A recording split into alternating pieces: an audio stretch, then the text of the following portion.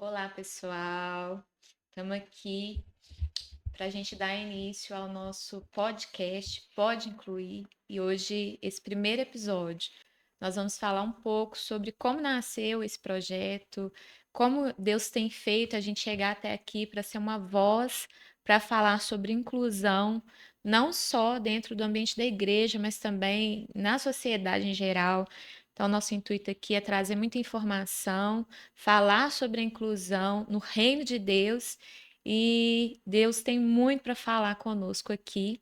Eu vou começar então esse episódio fazendo a oração. Vou pedir ao meu esposo Bruno, que está aqui comigo, para ele fazer uma oração para a gente começar esse projeto.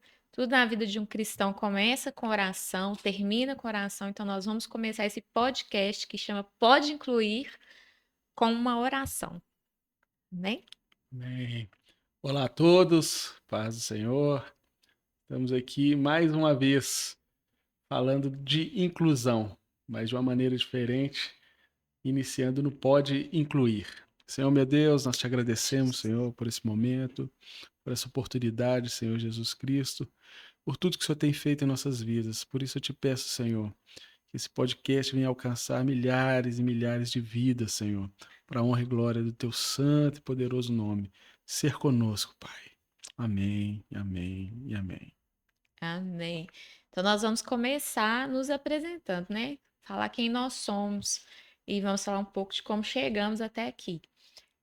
Eu sou a Renata, sou esposa do Bruno, nós somos casados há 16 anos, somos pais, né, do Ruben, nosso filho de 10 anos, e muito da gente estar aqui tem muito a ver com ele, né, com o Ruben, que é um presente que Deus nos deu.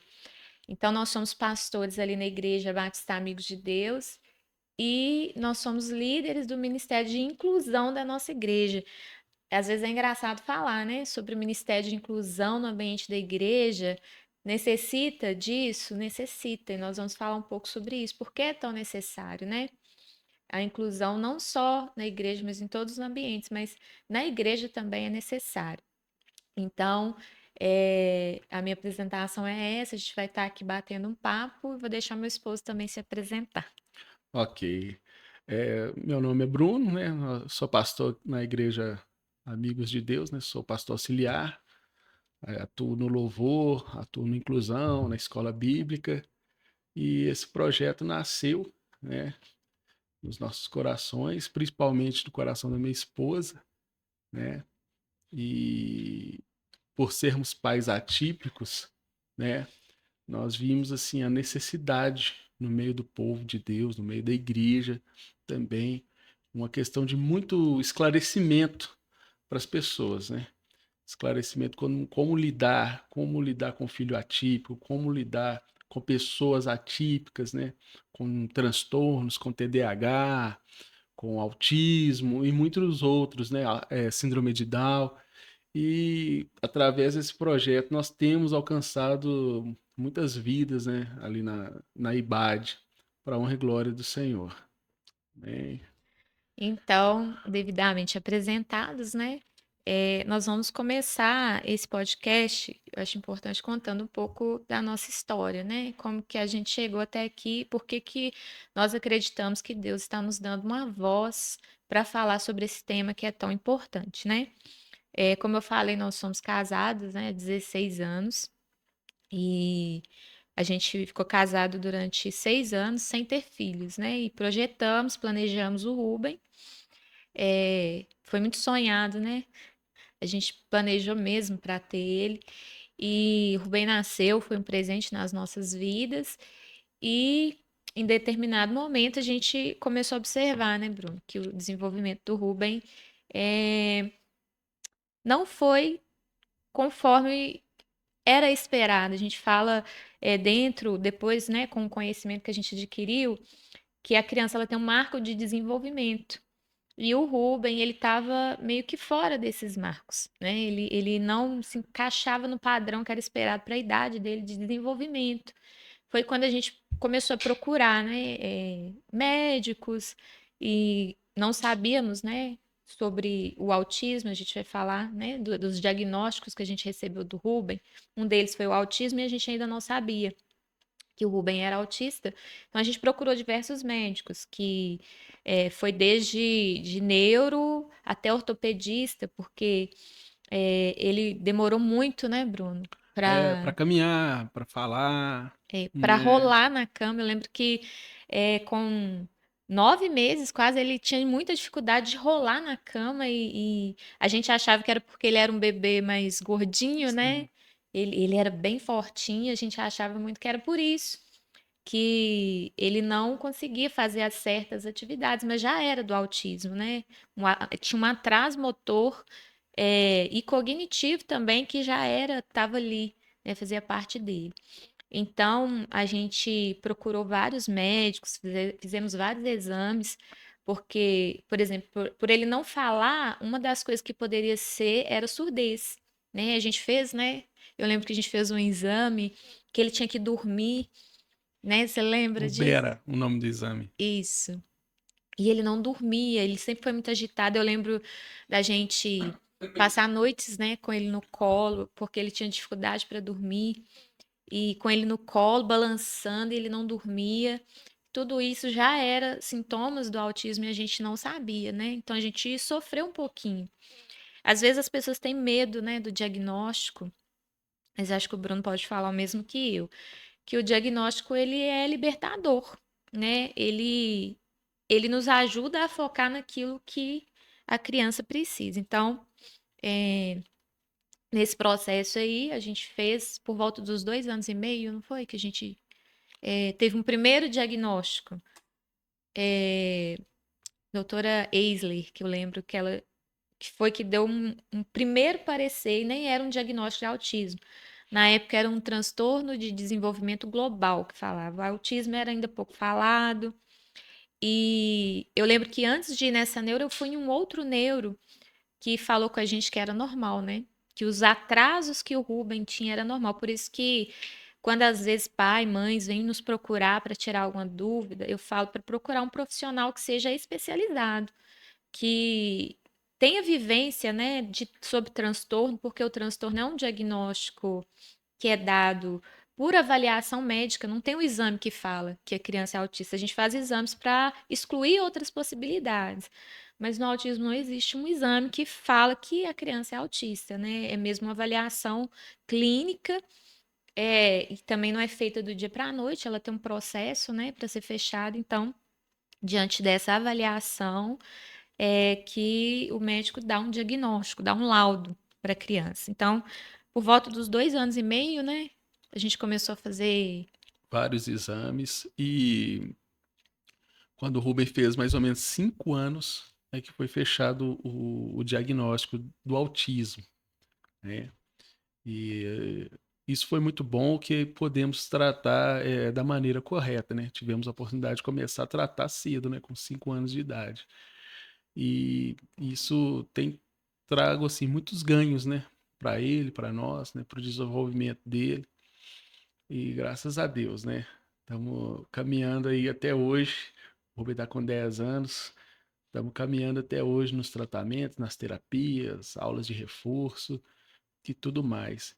Então, assim, um pouco da nossa experiência, né? A gente pôde trazer, né? Por nossos irmãos da fé, para os nossos amigos. E o IBA de inclusão também, né? Foi um marco. E agora, né, o pode incluir, É. né?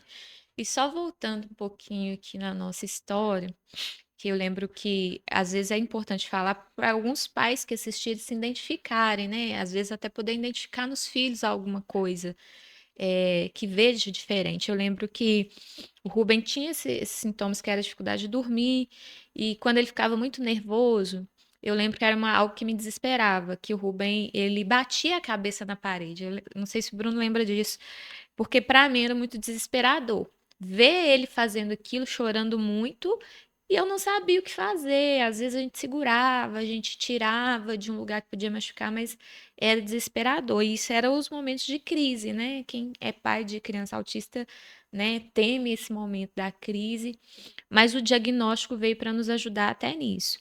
Então ele viveu até os 5 anos com esse diagnóstico de de transtorno de desenvolvimento global, mas ele já fazia terapias, que era fono, que era TO. E é importante falar para quem está nos assistindo que quanto mais cedo a criança recebe esse diagnóstico, maiores são as chances dela se desenvolver, dela conseguir vencer algumas dificuldades que ela tem. Então, para pais que estiverem nos assistindo, não tem medo do diagnóstico. O diagnóstico, ele é libertador. Porque até o momento onde eu não sabia exatamente o que o meu filho tinha, eu não podia ajudá-lo. Eu não podia buscar alguém que pudesse interferir naquela situação. E após o diagnóstico, não, a gente pôde focar. Então aí o Rubem aprendeu a ler muito cedo. Lógico que a gente fala lá em casa que quem faz terapia com os filhos são os pais, né? A gente tá ali 40 minutos num consultório com o terapeuta ajuda muito, é necessário, e lá também a gente aprende como fazer, intervir com os nossos filhos em casa. Mas na maior parte, quem está com os nossos filhos somos nós. Então, nós temos que estimulá-los da forma correta para que eles possam desenvolver. Então, eu lembro que quando a gente ia dormir com o Ruben, né?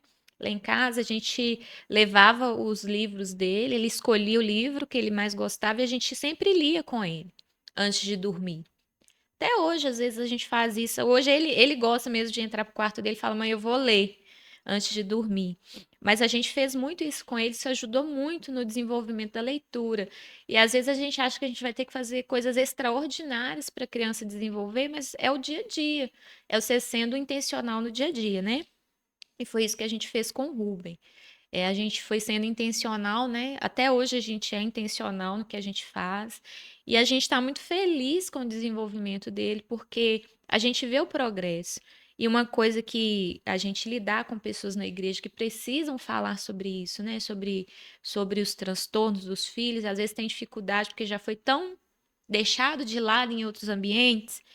E aí chega na igreja, quando a gente vai conversar, eu lembro que num bate-papo com uma mãe, um dia, eu falei com ela, celebra as pequenas conquistas dos seus filhos, porque é isso que dá um gás pra gente. Às vezes a gente espera, põe uma expectativa alta neles, não que a gente não deva ter, a gente precisa ter expectativa na criança ou na pessoa atípica, mas celebra as pequenas conquistas, as coisas pequenas, as coisas, né, que você, talvez para mim, para quem está assistindo, é comum, é fácil, é simples, mas talvez para aquela pessoa não é. Então começa a celebrar as pequenas conquistas, porque aí a gente vai vendo como que Deus, né, abre a nossa visão para ver o desenvolvimento, a capacidade que aquela pessoa tem. Toda pessoa tem uma capacidade, tem uma habilidade que Deus deu e tem um propósito, né?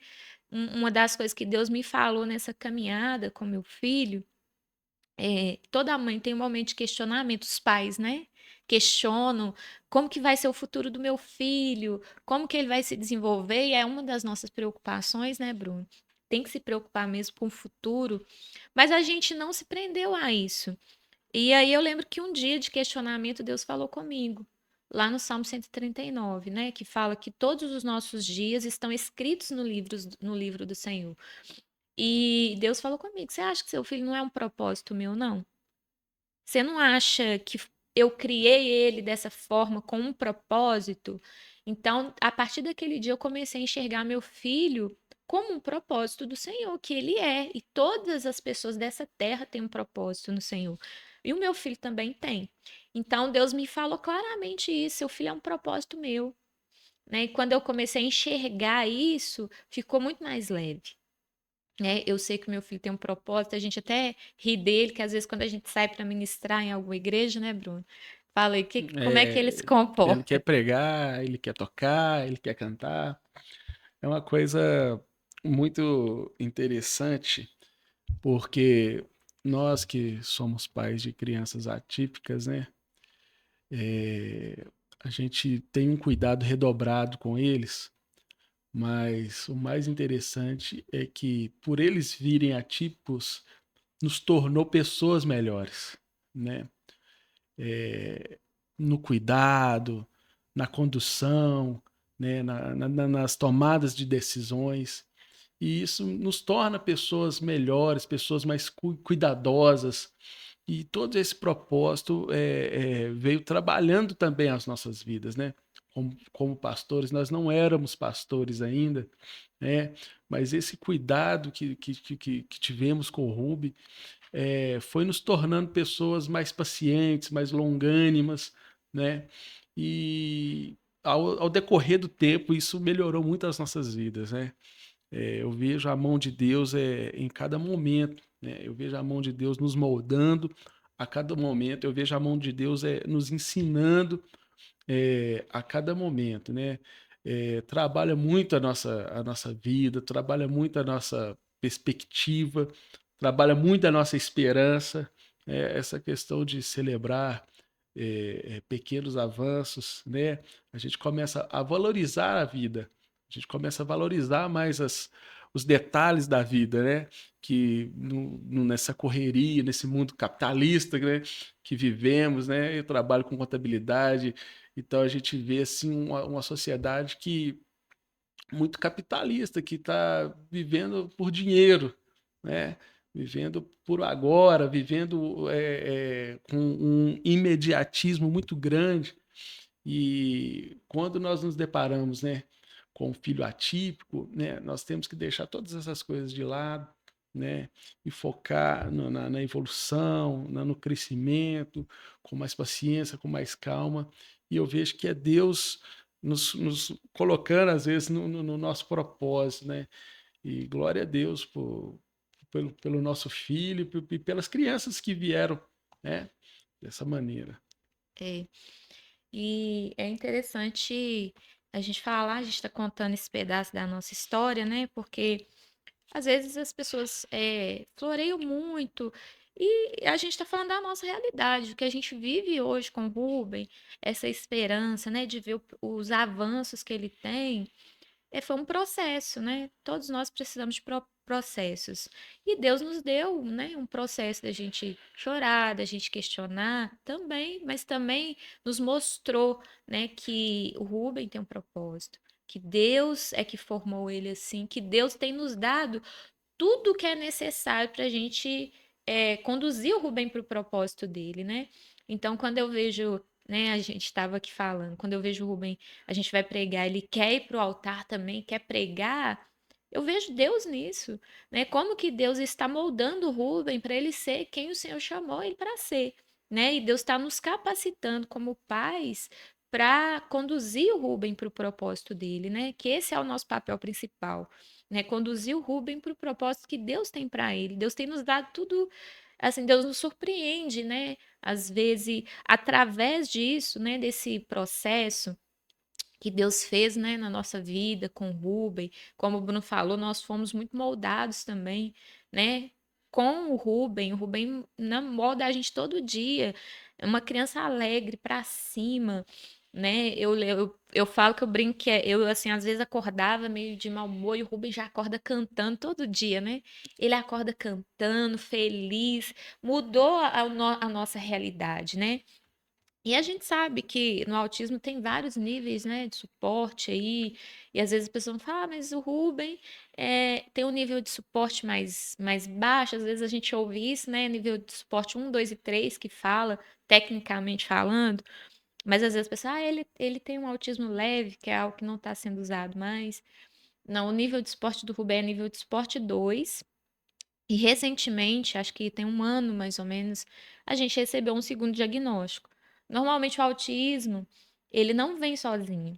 Ele vem com outros transtornos, outras comorbidades que a gente fala associadas, né? Então, por exemplo, às vezes a criança tem autismo e tem uma epilepsia, tem autismo e tem o TDAH, tem o autismo e tem um transtorno é, que é o TOD, opositor desafiador. No caso do Ruben, ele recebeu um segundo diagnóstico, um segundo laudo, que é a deficiência intelectual. Às vezes, quando eu falo isso com as pessoas, nossa, mas nem parece. O que que eu quero dizer com isso? Não se prenda a um laudo. Não resuma o seu filho, a pessoa atípica, a um laudo, né? Se eu fosse olhar o laudo do Rubem, o Rubem não ia ler, né, Bruno? ele não ia escrever, ele não ia compreender as coisas que a gente fala com ele, muito pelo contrário. Então, não resuma, não se prenda a um laudo e carregue aquilo como um fardo. Veja o laudo como uma coisa que vai te motivar a buscar o desenvolvimento da pessoa. E o estímulo, assim, hoje eu sou estudante de psicopedagogia. E eu estou estudando muito sobre a mente, né? Como que dá essas transformações na mente, e o estimular enquanto criança, nos primeiros anos de vida, é muito importante e ajuda muito a criança a se desenvolver. Então, é importante. Não tenha medo de um diagnóstico. Eu vejo muitos pais que têm medo, né, Bruno, de receber um diagnóstico e achar que aquilo é uma sentença, como se fosse uma sentença de morte para a pessoa. E não é. Ali é um momento de você. Lógico, a gente sofre com o diagnóstico, né? Eu lembro quando a gente recebeu o segundo diagnóstico, no Ruben, que foi recente, eu chorei muito. E eu falava, meu Deus, e agora? E Deus prepara pessoas assim, né? Glória a Deus que Deus sempre tem alguém. Eu falo que Deus tem um Mordecai, como tinha Mordecai para Esther, ele sempre tem alguém para a gente. E ele sempre preparou pessoas para nos ajudar. Uma delas foi a psicopedagoga do Ruben, né, a Tati. Acompanha ele há muitos anos. Eu lembro que quando eu levei o segundo laudo para ela, ela falou assim: Renata, nós vamos continuar o mesmo trabalho que a gente está fazendo. E eu, assim, achei que com aquele outro diagnóstico tudo ia mudar, eu ia ter que correr atrás de outras coisas. E ela falou: não, nós vamos continuar no mesmo processo, o Rubens já está no caminho certo. E aquilo ali me confortou. E aí a gente focou de novo, né, em ver especificamente o que ele precisava e ele está aí, né, desenvolvendo no tempo dele, da forma dele. É importante a gente frisar isso, porque às vezes a gente cria metas na nossa mente que são impossíveis, não vou falar impossíveis, mas que para aquele momento ali é, não vai dar, e a gente se frustra, e aí a gente começa a desistir, né? Desistir de uma terapia. Eu tenho pessoas que falam comigo, não, não levo mais na terapia, porque a terapia não deu resultado nenhum.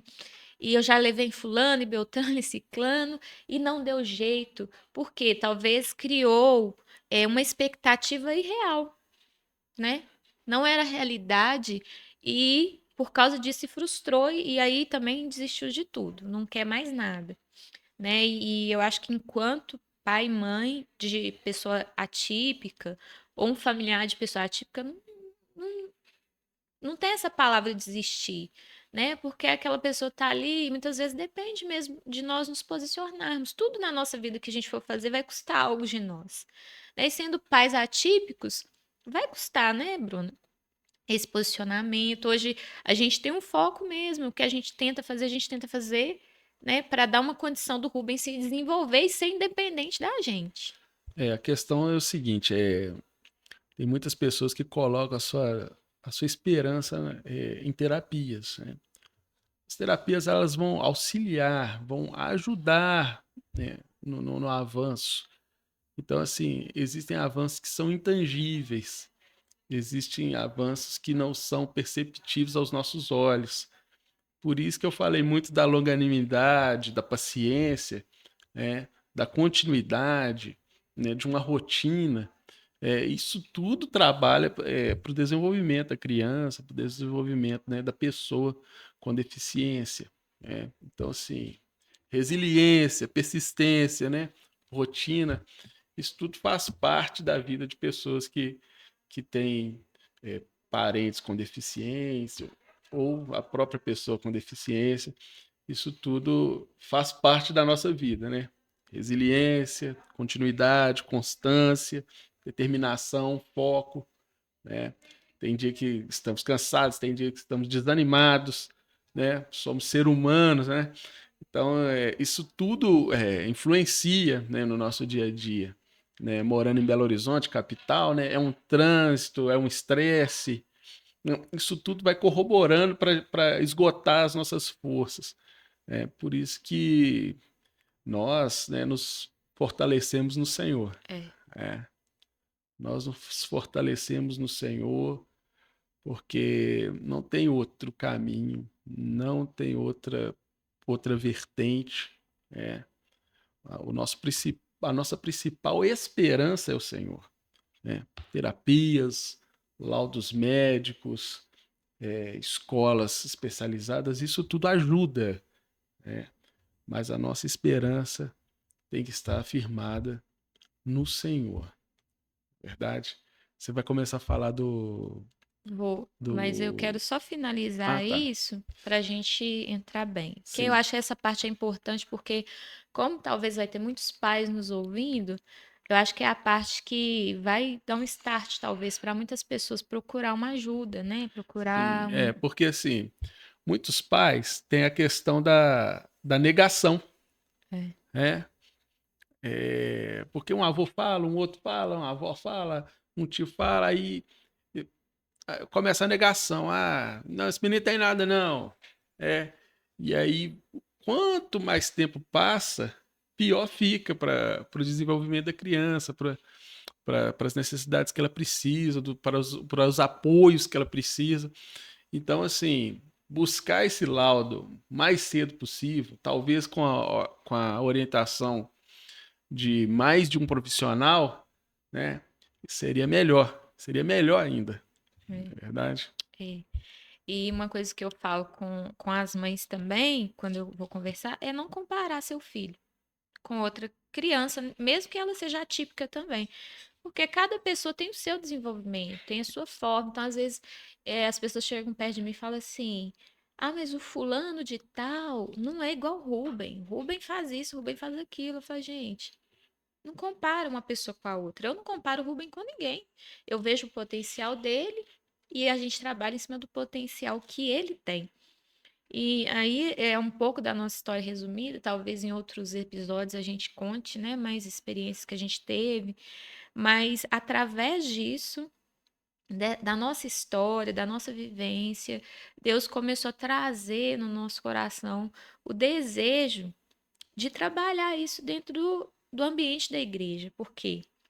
É, o que mais a gente vê, escuta às vezes, é que a pessoa é, não foi bem aceita no ambiente da igreja por causa da condição do filho, né? E às vezes é constrangedor para os pais, né? A criança tem uma crise no meio de um culto, que ela vai gritar, que ela vai se deitar no chão. Às vezes para o pai é constrangedor. E às vezes os olhares das pessoas impedem. Eu conheço pessoas que deixaram de ir na igreja, por exemplo, por causa da condição dos filhos. E o que a gente, né, que Deus trouxe forte no meu coração, no nosso coração, foi de acolher essas famílias, né? Que elas se sintam parte efetivamente do corpo de Cristo, não só elas, mas as pessoas atípicas também. E a gente viu aí um desafio, né? É desafiador porque era algo novo, né? A gente viu pouquíssimo falar sobre inclusão no ambiente da igreja. Como assim? A igreja é um ambiente tão receptivo, por que que tem que falar sobre inclusão nesse ambiente? E quando a gente fala, está falando de inclusão, a gente está falando de inclusão de pessoas atípicas. É importante a gente falar, talvez, o que que é o termo atípico, né? Nem todo mundo talvez vai saber o que que é isso. É, a gente não fala portador de deficiência, e são termos que não são usados mais, que é um pouco pejorativo. O termo atípico, o que que ele quer dizer? Quer dizer uma pessoa que tem uma condição fora daquilo que é esperado. No caso das pessoas atípicas, pessoas com transtornos neurológicos, em que o cérebro não funciona da forma que é esperada, deficientes que têm alguma coisa física, né? Um cadeirante, quem tem síndrome de Down, por exemplo, a gente se propôs, Deus trouxe no coração de acolher essas pessoas no ambiente da igreja, de essas pessoas fazerem de fato parte. E aí o Bruno acho que vai ler o texto que foi o texto que Deus nos deu como primícia para o ministério hoje que chama IBAD Inclusão, que é o Ministério de Inclusão da Igreja Batista Amigos de Deus. E a gente vai falar um pouco sobre como foi essa história também de nascer esse projeto, né, de ter esse ministério dentro da igreja.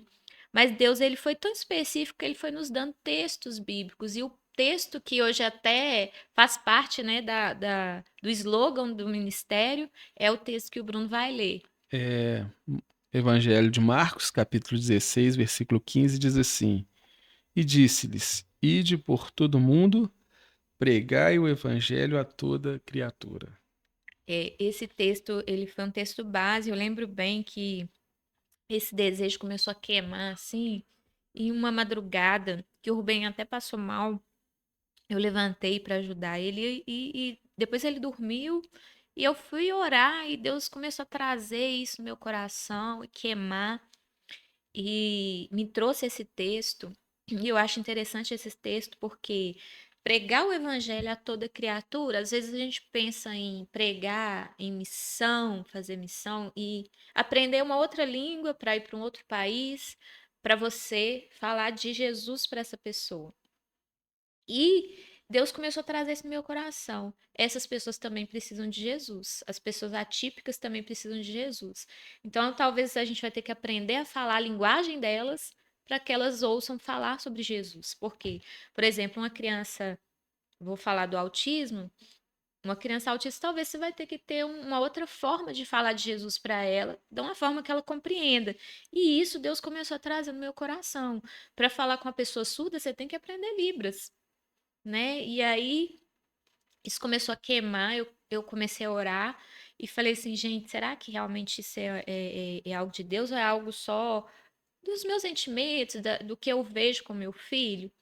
E aí eu fui para oração e resolvi conversar com os nossos pastores, né? E eu lembro que a primeira vez que eu conversei com a pastora Mira, que é a nossa pastora, né? Pastora Mira, pastor Ricardo Batista, e falei, pastora, você acha que se a gente tiver um projeto assim na igreja é bacana? O que que a senhora acha? E os nossos pastores são pastores assim que abraçam essas causas, né? Causas sociais, vamos falar assim, que impactam a sociedade, né? Eu acho que é um papel também da igreja, né? É acolher a sociedade também naquilo que falta, né? E a inclusão, infelizmente, no geral, né? Sendo pais atípicos, o que a gente vê falta muito nas escolas, nos ambientes, né? Que são comuns a todas as pessoas, falta muito isso, muito esse olhar de dar acesso, uma acessibilidade a essas pessoas. Então, na nossa camisa, a gente está com a nossa camisa do Ministério de Inclusão, né? Tá atrás escrito o slogan que é o Evangelho ao alcance de todos. Então, todos merecem ouvir falar sobre Jesus na sua própria língua ou na sua própria linguagem, da própria forma que a pessoa consegue compreender.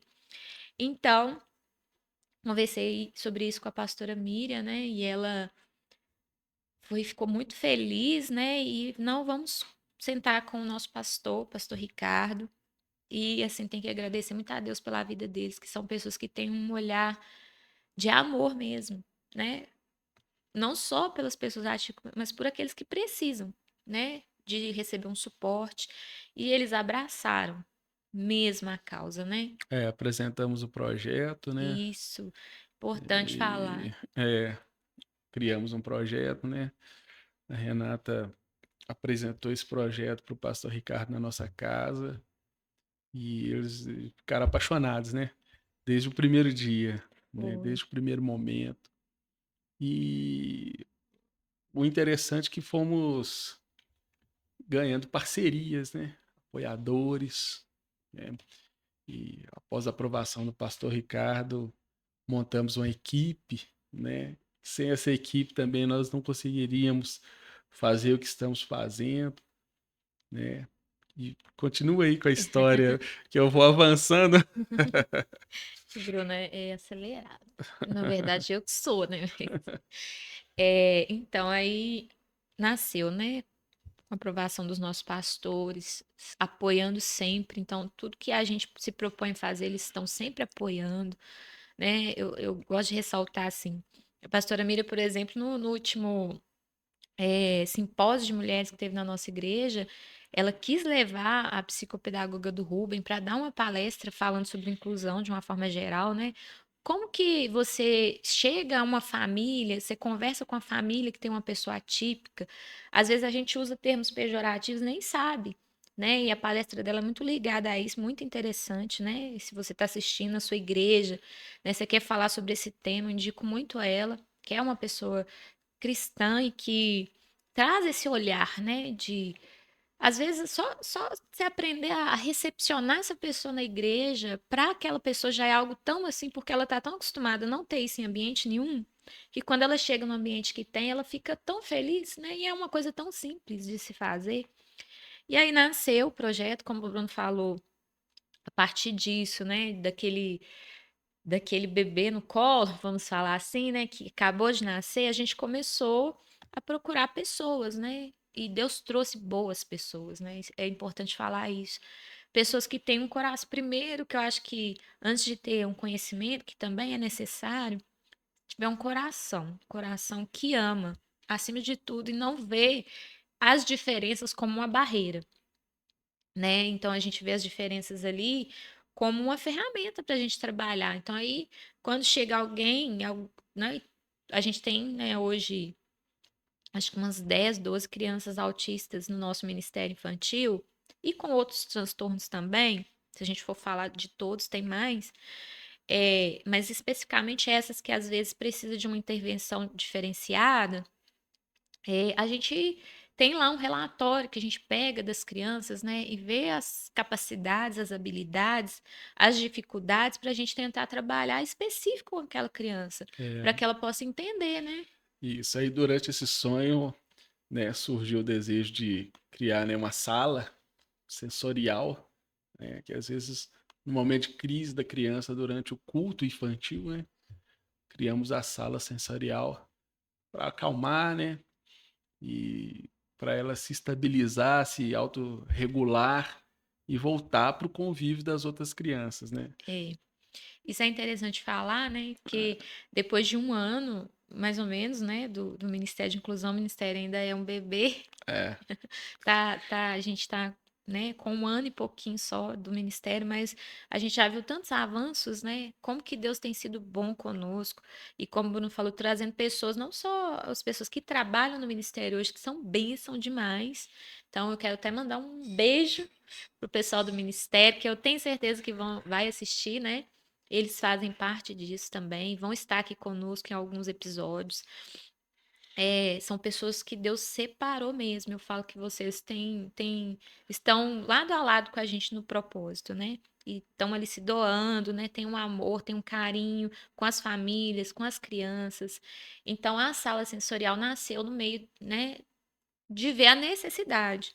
Porque tem várias crianças que não têm condição, não têm habilidade básica que a gente fala, para ficar junto com as outras crianças e a gente precisa trabalhar isso, é um processo, né? Junto com a igreja, com os terapeutas, com a família, então é tudo integrado. A sala sensorial foi criada para a criança conseguir ficar com as outras crianças na sala comum a todos. Então, a sala sensorial é um suporte que a gente tem. Então, lá tem vários itens que trazem essa autorregulação para a criança, né? E a gente vê lá, tem um ofurô de bolinha, as crianças pensam, é uma piscina de bolinha para brincar. Não é. Tudo ali, tudo que tem na sala, tem um porquê e um para quê, e tudo ajuda nessa autorregulação. Então, hoje a gente trabalha um processo com a criança. A gente avalia, né? A criança, às vezes, ela vai para a sala comum a todos, mas ela não consegue ficar. Ela se desregula, ela começa a querer ter crise. Então, a gente usa a sala sensorial como um suporte para aquela criança ir se regular e depois a gente vai voltando aos poucos com ela para a sala comum a todos. Porque a inclusão é isso. A inclusão é quando a pessoa está no ambiente que todos estão participando da mesma forma, mas com esse olhar para que ela possa compreender como todo mundo. Então, vou dar um exemplo, por exemplo, a gente está falando de criança, mas a gente tem pessoas atípicas adultas, né? E se a pessoa chegar, como que a gente vai fazer? A gente está falando só de criança? Não.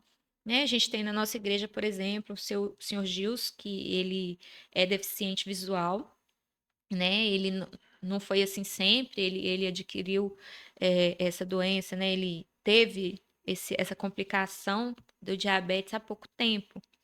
E hoje o que que a gente faz com ele? A gente senta do lado dele na igreja e faz a audiodescrição do culto para ele, né? E eu lembro que a primeira vez que a gente fez, ele ficou tão impactado, tão feliz, né, de aquilo ter acontecido. E é uma coisa muito simples, qualquer pessoa na igreja pode fazer isso. né? Pode sentar do lado dele e descrever: olha, o pastor hoje está com essa roupa, com essa calça, com esse sapato. Então, isso é inclusão. É você deixar a pessoa no ambiente comum a todos, fazendo parte como todo mundo. A pessoa surda tem ali alguém em Libras transmitindo o culto para ela, falando com ela, né, numa linguagem que ela vai entender, na língua dela, o que aquilo, né, o pastor está falando, o que está sendo pregado. Então, é esse olhar de criar um ambiente para que todos possam participar da vida da igreja, né? E eu lembro que um texto que Deus trouxe também para mim, para nós, né, foi o texto que fala sobre o corpo de Cristo, né? É, todas essas pessoas, elas fazem parte do corpo. E algo que Deus trouxe para mim é que se essas pessoas não estão vivendo a vida da igreja, está faltando uma parte do corpo. Elas são importantes como qualquer outra pessoa. E elas têm um porquê estar ali, elas têm um propósito ali também, né? E talvez está faltando ali o pé, está faltando ali a mão, porque essas pessoas não estão no ambiente da igreja, né? E foi algo também que Deus trouxe, né, para nós, de essas pessoas serem parte efetiva. Vai dar um trabalho, vai custar algo de nós, porque é algo que não era feito, né, no geral. Né? Tinha ali a igreja, esse ambiente acolhedor, mas às vezes falta só essa adaptação para que aquela pessoa possa participar, né? E o Ministério de Inclusão, ele veio para trazer, né, esse ambiente comum para todo mundo, que aquela pessoa possa de fato ouvir o evangelho e a gente possa fazer parte disso que Jesus deixou para nós como é, como é que eu posso te dizer? Como é que eu posso dizer? É para todos os cristãos ir por todo mundo e pregar o evangelho, né? É um É o mandamento, mandamento do é Senhor. um mandamento. Isso. É, quando a gente fala do Ministério de Inclusão na igreja, tem a criança atípica ou a pessoa adulta atípica, mas querendo ou não, a gente acaba tratando a família, Isso. né? Porque nem sempre todos estão preparados, né?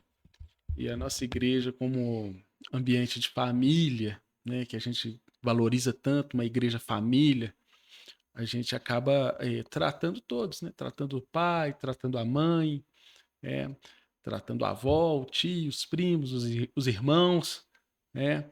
Para que todos, né, vivam essa unidade, né? Vivam a vida da igreja, né? É, e cumpra, né, os seus propósitos, os planos de Deus para a vida deles. Isso é muito importante.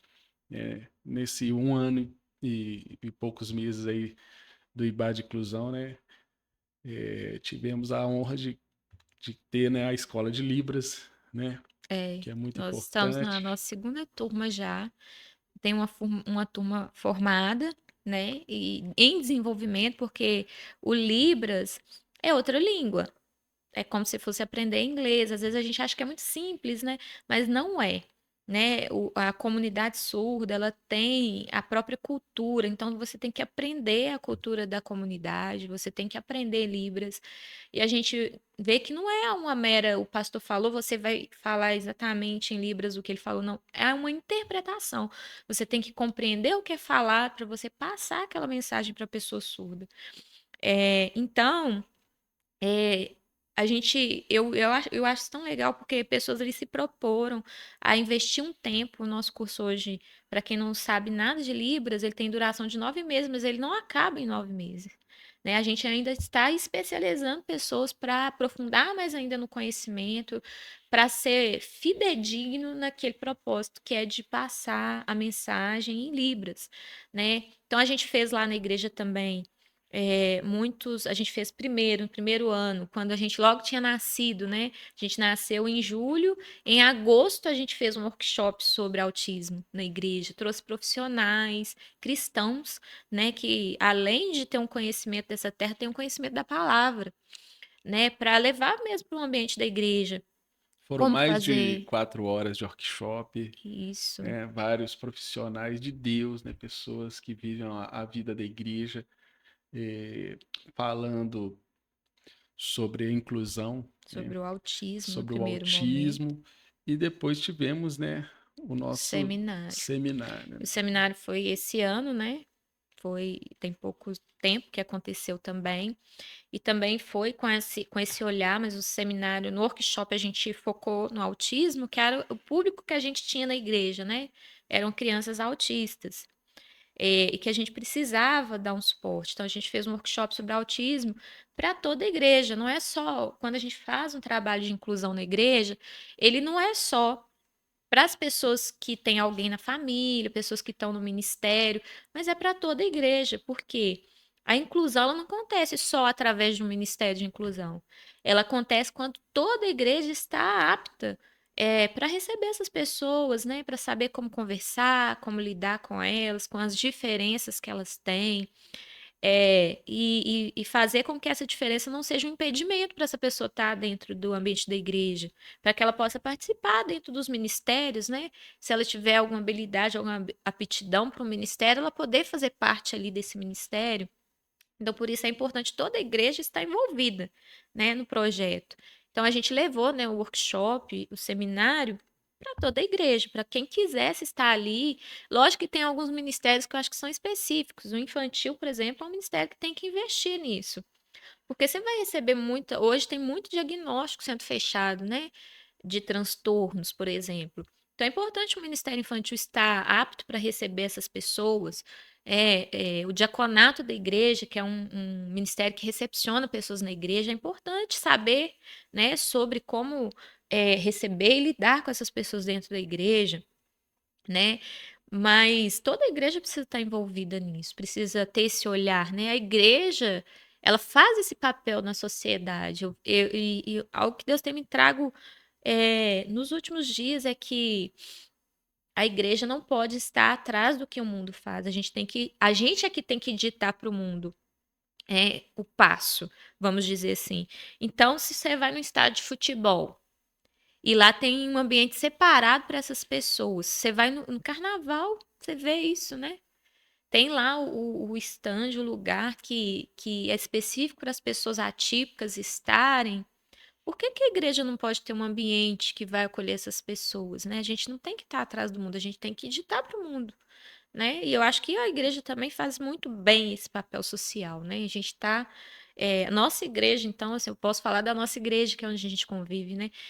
Acolhe muito bem as pessoas, né? A gente tem trabalho lá em orfanatos, com os vovós e vovôs, com pessoas que geralmente a sociedade exclui, a nossa igreja está abraçando. Glória a Deus por isso, nossa igreja é uma bênção. É um grande desafio, né? Um grande desafio é lidar com essas questões que são complexas, né? Mas que têm que ser enfrentadas. Então, assim, falando a verdade em amor, né? Colocando o amor em primeiro lugar, nós temos avançado, né? A igreja do Senhor tem que avançar em todas as áreas, né? A igreja do Senhor, ela tem que avançar em todos os âmbitos, né? E nós entendemos assim a nossa missão e de alguma maneira estamos nesse desafio, né? De incluir, né? De estar sempre incluindo as pessoas com deficiência. Né? Não só, né, que o transtorno em si, ela não é uma deficiência, né? É importante falar isso. Às vezes o autista, por exemplo, ele entra no quadro de deficiente só por causa dos direitos, né, para garantir algum tipo de direito. Mas não é uma deficiência. Os transtornos são condições neurológicas diferentes, né? Então a gente não chama um autista de deficiente por isso. É, mas, né, dentro do que a gente se propõe fazer é muito lidar com as diferenças, né? A gente não rotula as pessoas, né? Ah, o fulano é o cadeirante. Não. E tem interessante que o nosso seminário de inclusão falou sobre isso. Você não chama a pessoa pela deficiência dela, é o surdo, é o deficiente, o cadeirante. Você chama a pessoa pelo nome, como você chama qualquer outra pessoa. Você conversa com ela como se ela fosse qualquer outra pessoa, né? Ela é uma pessoa, antes de qualquer coisa, ela é uma pessoa. Antes da deficiência que ela tem, do transtorno que ela tem, da síndrome que ela tem, ela é uma pessoa. E é interessante que às vezes até comigo acontece isso com a gente, né? A pessoa vem conversar com a gente, o Rubem tá do lado e pergunta pra gente qual que é o nome dele, quantos anos que ele tem. O Rubem consegue responder, então pode perguntar pra ele, né? Ele vai falar, eu me chamo Rubem, eu tenho 10 anos, e ele conta a vida dele, se deixar, né, Bruno? Ele fala, né? Então, é considerar a pessoa como qualquer outra, né? Lógico que tendo as adaptações que ela precisa para se sentir como qualquer outra pessoa naquele meio, né? Então, com a gente está falando da sala sensorial, a sala sensorial é para isso. O Libras é para isso. Sentar perto do irmão, descrever o culto para ele, é isso, é deixar o ambiente para aquela pessoa também sinta parte, consiga assimilar o que está sendo falado ali, consiga entender quem é Jesus, que esse é o nosso principal objetivo do ministério, é que essas pessoas conheçam Jesus.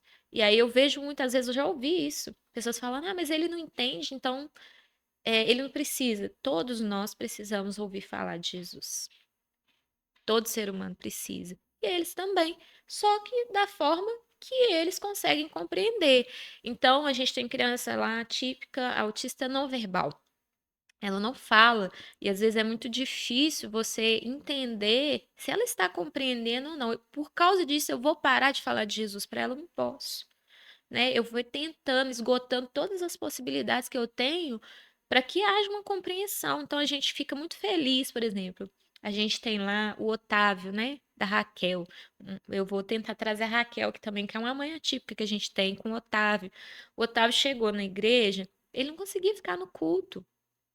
Ele não conseguia participar ali por causa das questões sensoriais, muitas questões que ele tinha. E hoje, no último apresentação do Dia das Mães, ele subiu no altar para apresentar. Isso pra gente é o que a gente falou de celebrar as pequenas conquistas, que às vezes é pequeno pra gente, mas para aquela pessoa é uma conquista grande. Então a gente celebrou muito, né? A mãe chorou muito.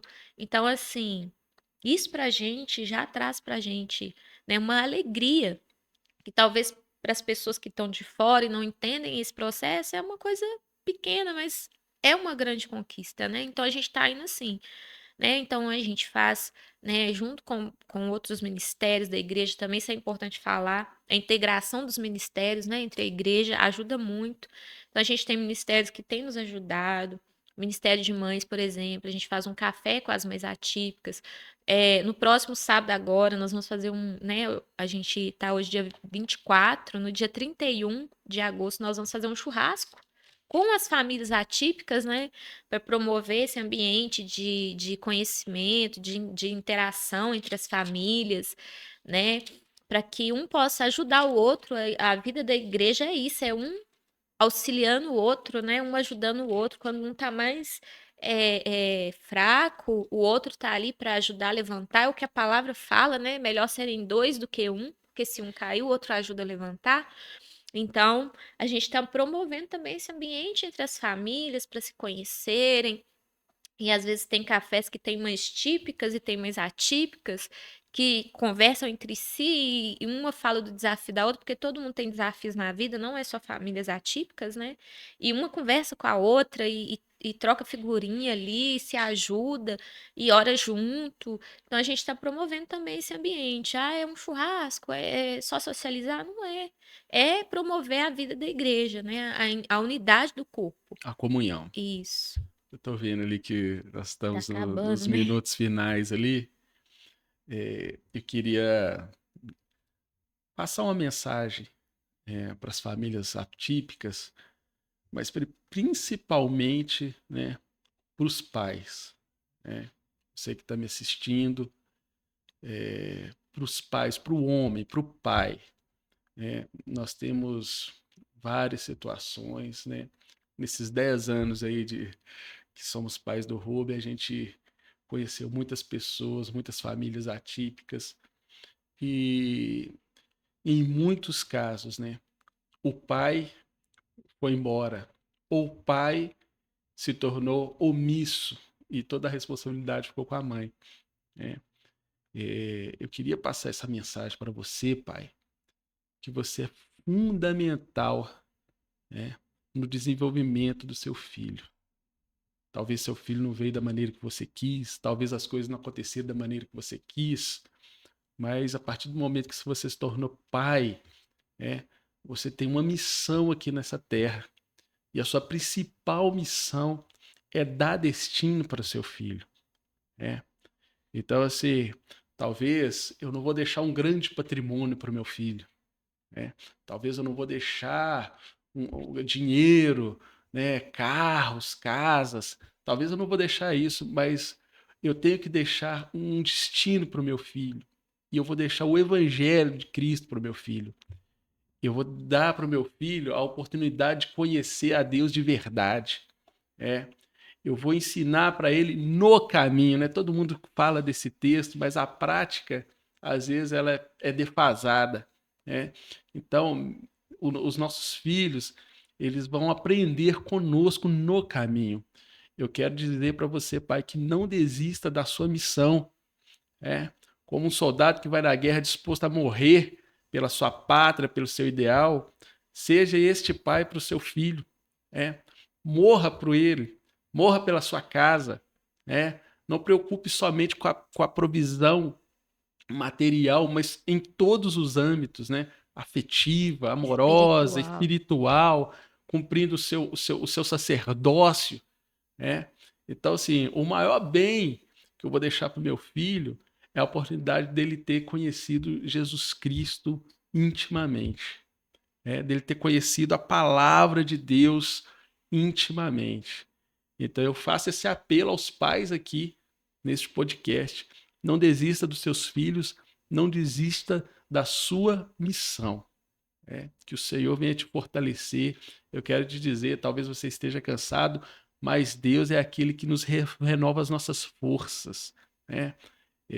A palavra de Deus fala em Isaías que aqueles que esperam no Senhor renovarão as suas forças como da águia, correrão e não se cansarão, caminharão e não se fadigarão.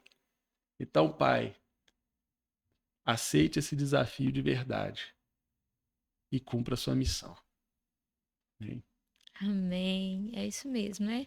A gente não pode desanimar nem desistir. E por isso que o pode incluir está aqui, né? Para talvez trazer essa palavra de ânimo, de força, para você não desanimar. Eu sei que é árduo, né? A caminhada, às vezes, na vivência atípica, tem seus desafios, a gente não pode negar, a gente vive também esses desafios, mas o Senhor tem nos dado força. Todos os dias, as misericórdias dele se renovam, ele nos ajuda e vai nos dando o entendimento do propósito, né? Que essas pessoas têm de estarem conosco. Então, a gente quer agradecer esse primeiro episódio, né?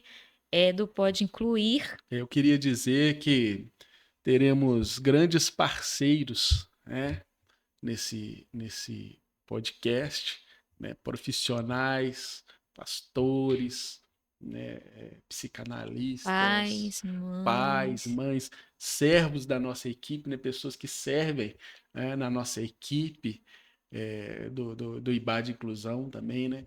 E vocês terão a oportunidade de conhecer, né? Nós iremos tratar vários assuntos. É, hoje foi meio pulverizado, né? É, Mas a gente vai tratar temas específicos em cada podcast. isso Agradeço mesmo. aí a oportunidade aí, e a RVL por nos estar dando essa oportunidade. É. E agradecer mesmo, né, a Deus em primeiro Deus em lugar, primeiro né, por, lugar. por ter nos dado essa missão. É uma missão muito honrosa que a gente recebeu, né, que dá trabalho, com certeza, mas a gente está disposto, né, está disponível, né, para Deus nos usar e Deus tem nos usado, né, tem aberto portas, a RVL é uma delas, né, que Deus abriu e agradecer e abençoar muito esse lugar para que seja realmente o lugar que tem dado voz, né, não só, né, a palavra de Deus, mas esses assuntos são tão necessários. Então, esperamos vocês para o próximo episódio e vamos trazer muita informação, porque a informação ela leva à inclusão, tá bom? Que Deus abençoe a todos.